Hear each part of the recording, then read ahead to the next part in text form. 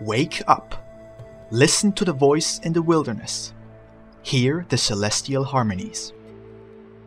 Sermon 2, Matthew 11, 2-6 and 27-30.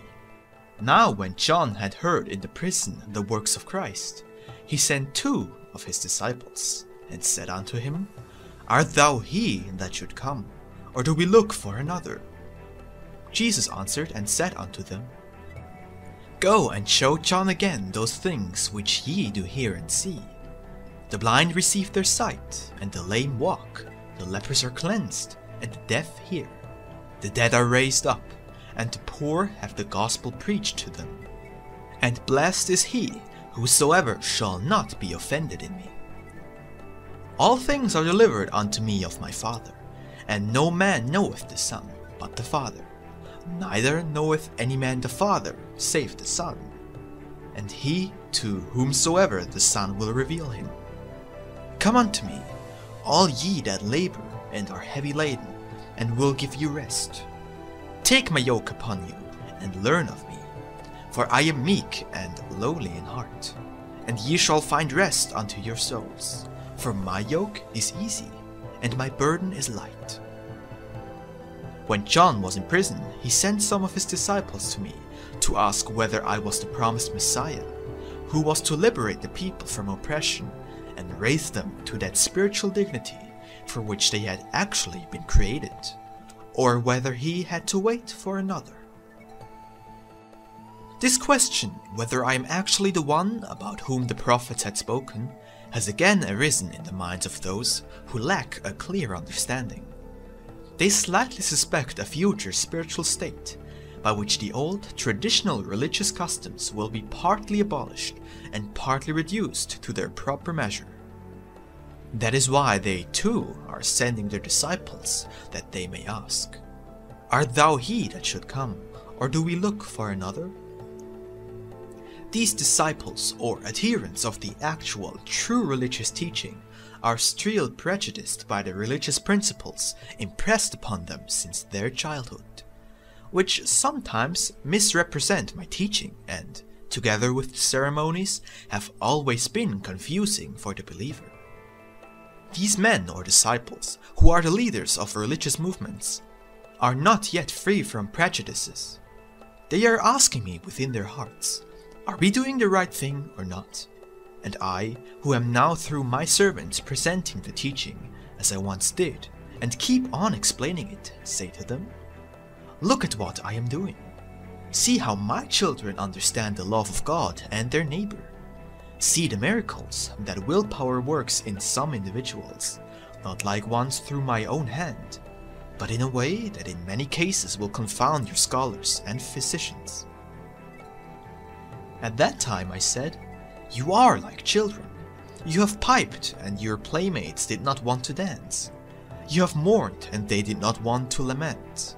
And now I am again saying, In your childish minds, you believe and hope that men will follow your leaders, but you shall see the contrary. You men will be mourning together with your leaders, but you will be unable to draw tears from anyone, nor awaken any pity. As it was once, it is also today and shall always be. The kingdom of heaven must suffer force. With force, the old Adam must be driven out, and the new one put on with a firm will. Otherwise, all efforts at reform are futile. A compromise, partly to adhere to my teaching, and partly to rights of obsolete institutions, will not work. I am a spirit, and he who wants to worship me must do so in spirit and in truth. To worship with truth means with unshakable faith, with force. And whoever seizes heaven with force shall also take possession of it. Men had then, and have still now, a wrong idea of John, my forerunner, and of me. They saw John from their own, worldly viewpoint, and thus they looked upon me as one who would improve the worldly conditions, and every forerunner and earnest fighter for my teaching will fare as did John. He will be understood as little as I am, who have been among you with my teaching already for some years, revealing myself to you directly and indirectly through my scribes and servants. People everywhere, even if they know my teaching or are now getting to know it, want to adapt it to life in such a way that no sacrifice or self-abnegation is needed in order to become my disciples, my children. What I once said about the city of Judah applies still today to the great cities of your earth. Where there should be the greatest enlightenment, there reigns the greatest darkness. And in those cities where I reveal myself directly to the people, I am ignored most of all, just as once in Cana, where I performed the first miracle in public. Although over 1,000 years have passed, mankind has remained the same. I once said, "No man knoweth the Son but the Father, neither knoweth any man the Father save the Son."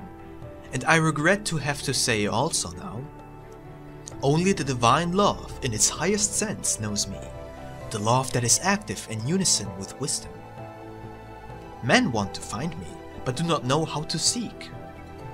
Both those who lead and those who are being led are still prejudiced and, like Moses, they have a threefold cover over their eyes. And even if I want to lift it and call to them, "Come unto me, all ye that labor and are heavy laden, and I will give you rest," they do not understand my call. They do not yet know the voice of their shepherd, and are like lost sheep that shall reach the light of love, truth and full awareness only after a lengthy groping in the dark. What I once said will apply also today. These things will be hidden from the wise and prudent, but revealed to the simple who seek with their heart. All the reformers now leading the believers and hoping for better spiritual conditions will have to relinquish many of their pet ideas, and so will their followers. They will have to go through many a bitter experience until they comprehend the words I once spoke. My yoke is easy and my burden is light. Learn from me meekness, gentleness, and the love of your fellowmen, or, where religion is concerned, tolerance. Then you will find peace of mind, and be able to pass this peace on also to others who still lack it. As at that time, prior to my years of ministry, when all these things took place, and John preached in the desert as my forerunner, it is now too, prior to my actual coming. My forerunner is again my direct revelation to individuals. The spiritual wind is blowing. It comes from my heavens in order to cleanse your spiritual atmosphere, which is heavy with all kinds of evil vapors. This spiritual wind is the awakener, purifier and carrier of a new age, so that mankind can be brought closer to its spiritual destination and finally comprehend the meaning of religion in its spiritual sense, and what it means to worship me in spirit and in truth.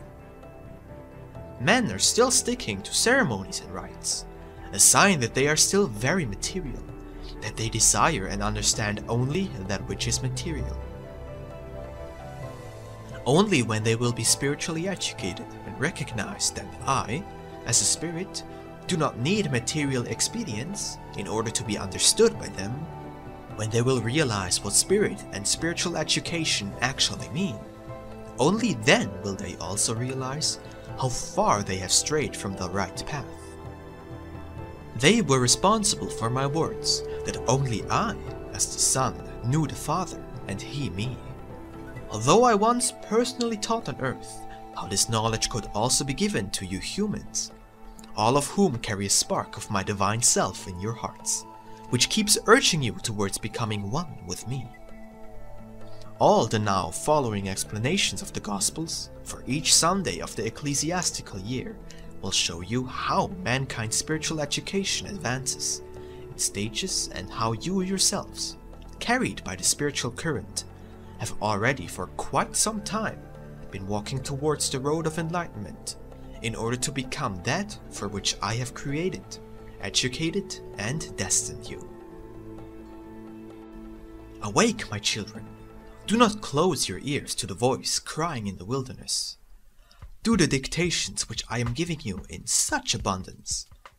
Awake and listen to the celestial harmonies that are sent to you from on high, to prove to you that you are of spiritual origin and have a different destination and mission than to live merely in that which is of the world. The spiritual wind is blowing through all the hearts, and if thousands do not understand its sound, you who can explain its movements and its purpose should not be deaf. Awake! Throw all worldly things far behind you. You are spirits, inhabitants of another, greater, infinite, everlasting world. Do not forget that this transient life on earth is only a trial life. Greater, indeed the greatest, part is awaiting you in a world where the sun no longer sets, where night is banned and only light, equivalent to love, permeates all heavenly spheres as a stimulator. Let me advise you to interpret and comprehend those words of the gospel, which I spoke more than 1,000 years ago in their highest spiritual sense. They hold my entire fatherly love for my children. Already at that time, I wanted to prove to the Jewish people what love a creator as a father can and must have. However, they did not understand me, and now I must admit, mankind on the whole understands me even less. Once I exclaimed, "My yoke is easy," and I repeat this also today. How can a yoke of love be other than easy, and must not a burden be lighter if love helps to carry it? Make sure you understand this. Let be the world. It can give you pleasure only for moments, but it can never satisfy you for any length of time. For with the gaining of some worldly possession, the pleasure of anticipation ceases. This is not the case in the spiritual world. My kingdom is infinite. Spiritual possession has no limits, and therefore everlasting progress is possible. With every stage, greater enjoyment, greater power, and greater ability is attained. Whilst in material things, certain conditions and circumstances are needed to achieve a desired success, spiritual progress offers at all times the opportunity to advance.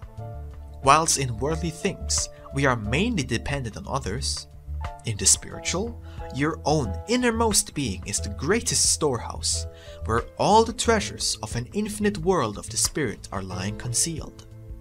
It is within you that I can reveal myself as the Father, as the Son, and as the Supreme Spirit. On this revelation depend your peace and equanimity, and, thanks to it, you learn to regard all the troubles in your life not as punishment, but as wise and necessary trials. Then you begin to fully comprehend the words, "Come unto me, all ye that labor and are heavy laden." Love, a heavenly Father's everlasting, infinite love, has put this burden upon you, but it also helps you carry it. Then the suffering and troubles of temporal life are no longer misery, but blessings from a Father who does not want to make of his children worldly masters, but spiritual pioneers for his teaching of love, already here and one day in the everlasting kingdom. Do take all of this to heart. The ultimate achievement will prove to you the final words of this chapter of the Gospel, Matthew 11:30. "For my yoke is easy, and my burden is light." Amen.